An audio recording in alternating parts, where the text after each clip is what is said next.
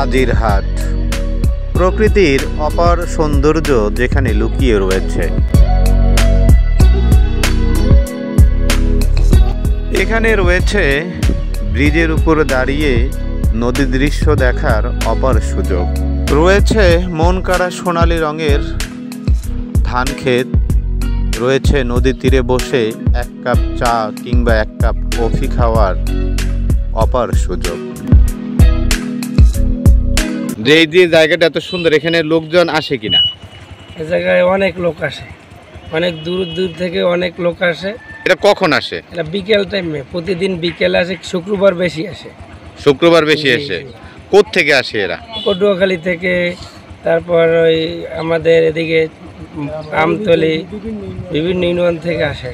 ও আচ্ছা আচ্ছা। তো এখানে এমনি সুযোগ সুবিধা কি কি আছে যদি কেউ পর্যটকরা আসে এখানে ঘুরতে আসে? এ জায়গায় অনেক সুযোগ সুবিধা আছে। এখানে যদি পিকনিক করে তাও আছে, সব কিছু করা যাবে। এ জায়গায় সব আছে, খাবার হোটেল টোটেল সব আছে। সব আছে। এখানে প্রতিদিন বিকেলে অনেকে আসেন ব্রিজের উপর দাঁড়িয়ে প্রকৃতির অপার সৌন্দর্য নদীর দৃশ্য দেখতে। কেউ বা আসেন এখানে ঘুরতে, নদীর তীরে বসে এক কাপ চা কিংবা কফি খেতে। আবার কেউ বা আসেন সেলফি তুলতে। কাজিরহাট যে বাজারটা, এইখানে যে ব্রিজটা আছে বা ব্লক ফলাইছে, এখানে নদীর দৃশ্য, এটা একটা চমৎকার জায়গা। তো এখানে কি লোকজন আসে, ঘুরতে আসে? অবশ্যই। কখন আসে? বিকেলবেলা, শুক্রবার বেশিরভাগ। ও আচ্ছা। আচ্ছা, যদি পর্যটকরা আসে, বিভিন্ন লোকজন আসে, তাদের জন্য সুযোগ সুবিধা কিরকম? খাওয়া দাওয়া ভালো, ঘুরে ঘুরে ছবি টবি তোলে। না, খাবার দাবারের সুযোগ সুবিধা কেমন আছে এইখানে?